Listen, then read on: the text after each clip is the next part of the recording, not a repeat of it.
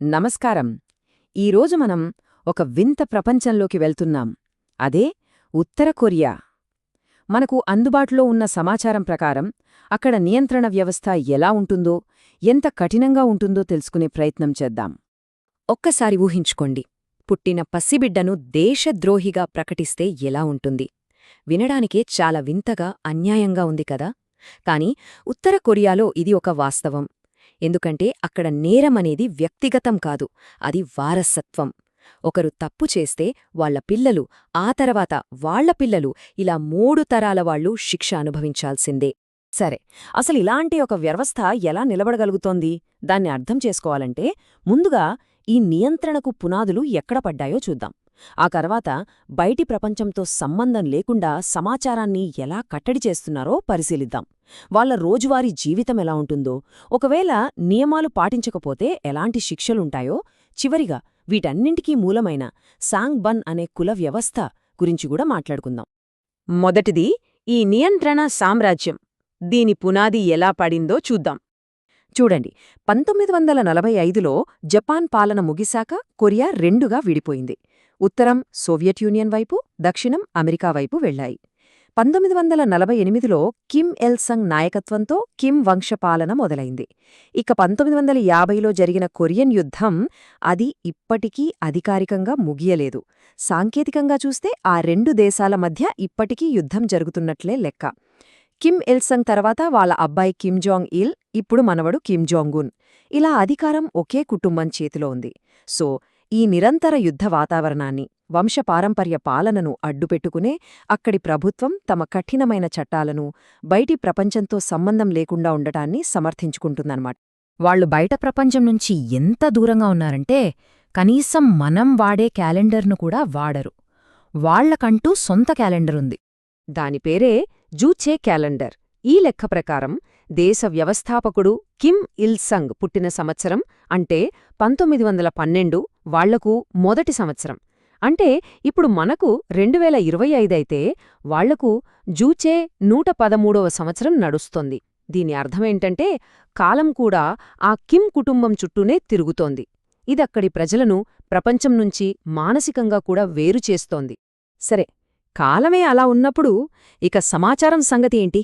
ప్రజలు ఏం చూడాలి, ఏం వినాలి, ఏం తెలుసుకోవాలి అనేదాన్ని ప్రభుత్వం ఎలా నియంత్రిస్తుందో చూద్దాం. మనం రోజూ వాడే ఇంటర్నెట్ అనేది ఒక మహాసముద్రంలాంటిది. ప్రపంచంలోని సమాచారమంతా అక్కడ ఉంటుంది. కాని ఉత్తర కొరియాలో ఉండేది ఇంటర్నెట్ కాదు, దాన్ని ఇంట్రానెట్ అంటారు. అదొక చిన్న చెరువులాంటిది, పూర్తిగా మూసేసుంటుంది. అందులో ఏముండాలో ఏముండకూడదో ప్రభుత్వమే నిర్ణయిస్తుంది. బయటి ప్రపంచంతో సంబంధమే ఉండదు, ప్రతి కదలిక నిఘాలో ఉంటుంది. ఇక మీడియా విషయానికొస్తే అక్కడుండేది కేవలం ప్రభుత్వం మీడియా మాత్రమే. టీవీ ఆన్ చేస్తే ఒకే ఒక ఛానల్ వస్తుంది, కొరియన్ సెంట్రల్ టెలివిజన్. అంతర్జాతీయ కాల్స్ చేసుకోవాలంటే ప్రభుత్వ పర్మిషన్ కావాలి. పొరపాటున ఎవరి దగ్గరైనా హాలీవుడ్ సినిమాలు దొరికాయంటే వాళ్లకు కఠిన కారాగార శిక్ష తప్పదు.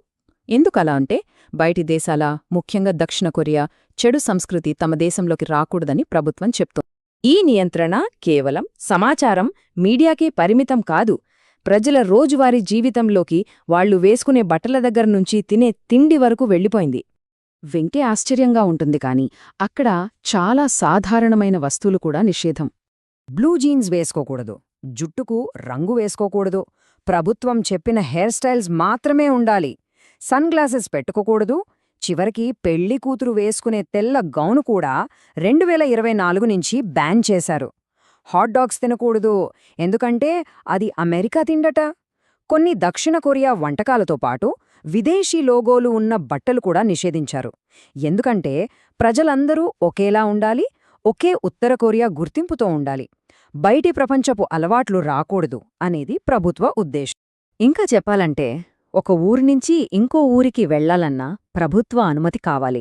పాస్పోర్ట్లు కేవలం ప్రభుత్వంలోని పెద్దవాళ్లకు మాత్రమే ఉంటాయి. సొంత ఇల్లు, సొంత ఆస్తి, సొంత వ్యాపారం అనేవి అక్కడ ఉండవు. చివరికి దేవుణ్ణి పూజించడం కూడా నేరమే. విదేశీయులను నమ్మించడానికి కొన్ని చర్చిలు ఉన్నా అవి కేవలం నామమాత్రమే. అంటే స్వేచ్ఛగా తిరగడం, ఆస్తిని కలిగి ఉండటం, నమ్మకాన్ని పాటించడం, ఈ ప్రాథమిక హక్కులేవీ అక్కడ లేవన్నమాట. మరి ఇన్ని నియమాలు ఉన్నప్పుడు ఎవరైనా వాటిని అతిక్రమిస్తే, లేదా కనీసం అతిక్రమించాలని ఆలోచిస్తే అప్పుడు ఏం జరుగుతుంది? విధేయత చూపకపోతే ఎదురయ్యే శిక్షలు ఎలా ఉంటాయో చూద్దాం. ఇప్పుడు చూడండి, ఈ నంబర్ 3. ఈ ఒక్క అంకె వెనుక అక్కడి అత్యంత భయంకరమైన శిక్షా విధానం దాగి ఉంది. అదే 3 తరాల శిక్ష. అంటే ఒక వ్యక్తి దేశద్రోహం లాంటి రాజకీయ నేరం చేశాడని తేలితే శిక్ష ఆ ఒక్కరికే కాదు, ఆ వ్యక్తితో పాటు వాళ్ల పిల్లలను, వాళ్ల మనవళ్ళూ మనవరాళ్లను, ఇలా మొత్తం 3 తరాలను జైల్లో పెడతారు. వాళ్లందరూ కలిసి ఆ శిక్షను అనుభవించాలి. దీని వెనుక ప్రభుత్వ ఆలోచన ఏంటంటే తిరుగుబాటు చేసే రక్త సంబంధాన్ని పూర్తిగా నాశనం చేయడం. అప్పుడు భవిష్యత్తులో కిమ్ కుటుంబానికి ఎదురుతిరిగే వాళ్లే ఉండరని వాళ్ల నమ్మకం. ఇంకో విచిత్రమైన పద్ధతి ఏంటంటే ప్రతి వారం స్వీయ విమర్శ సమావేశాలు జరుగుతాయి. అక్కడ ప్రతి ఒక్కరూ లేచి నిలబడి తమ తప్పులను బహిరంగంగా ఒప్పుకోవాలి. తప్పులంటే కిమ్ జోంగ్ ఉన్ను సరిగ్గా పొగడలేకపోయాను అనో, ఏదైనా విదేశీ వస్తువు చూసి బాగుంది అనుకున్నాననో చెప్పాలి. అలా చెప్పి క్షమాపణ కోరాలి. ఆ తర్వాత మీటింగ్లో ఉన్న మిగతా వాళ్లంతా ఆ వ్యక్తిని విమర్శిస్తారు. ఇదంతా ఎందుకంటే ప్రతి ఒక్కరినీ నిరంతరం మానసిక ఒత్తిడిలో, భయంలో ఉంచడానికి, ఒకరిమీద ఒకరికి నమ్మకం లేకుండా చేసి విధేయతను పెంచడానికి. ఇక ఎన్నికల సంగతి. అక్కడ ఓటింగ్ తప్పనిసరి. కానీ చిత్రంగా బ్యాలెట్ పేపర్ మీద ఉండేది ఒకే ఒక్క అభ్యర్థి పేరు.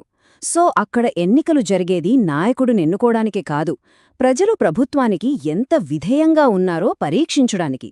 అందరూ వచ్చి ఆ ఒక్క అభ్యర్థికే ఓటు వెయ్యాలి. అప్పుడే దేశం ఐక్యంగా ఉన్నట్టు లెక్క. ఇప్పుడు మనం వీటన్నింటికీ మూల కారణమైన ఒక వ్యవస్థ గురించి మాట్లాడుకుందాం.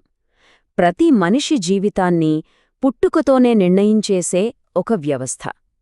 దాని పేరే సాంగ్బన్. సాంగ్బాన్ అంటే ఒక రకమైన సామాజిక వర్గీకరణ. కొరియన్ యుద్ధం సమయంలో వాళ్ల పూర్వీకులు ప్రభుత్వానికి ఎంత నమ్మకంగా ఉన్నారనే దాని ఆధారంగా ప్రజలను 3 వర్గాలుగా విభజిస్తారు. ఒక వ్యక్తి భవిష్యత్తు మొత్తం దీనిమీదే ఆధారపడి ఉంటుంది.